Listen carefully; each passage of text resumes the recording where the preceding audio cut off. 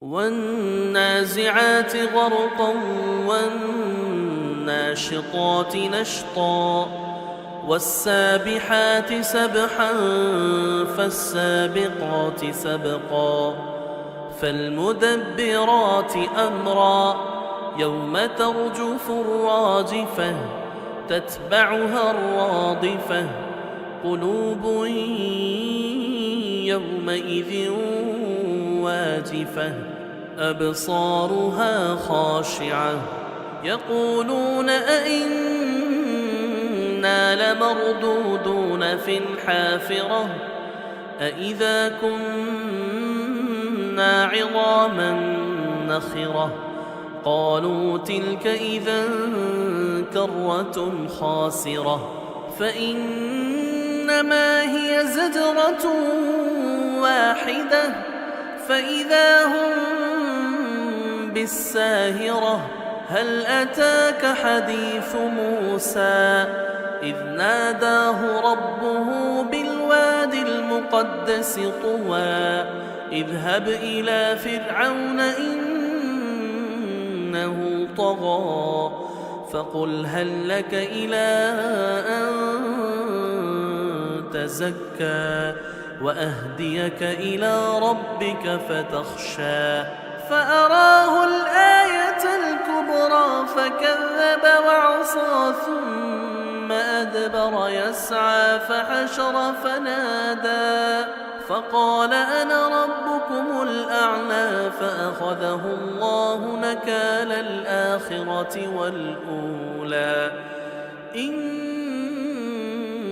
في ذلك لعبرة لمن يخشى أأنتم أشد خلقا أم السماء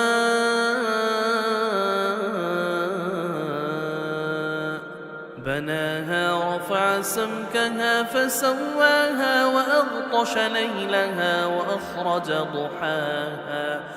والأرض بعد ذلك دحاها أخرج منها ماءها ومرعاها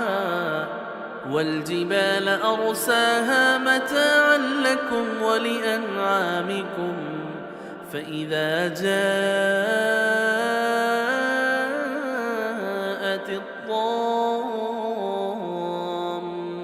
الكبرى يوم يتذكر الإنسان ما سعى وبرزت الجحيم لمن يرى فأما من طغى وآثر الحياة الدنيا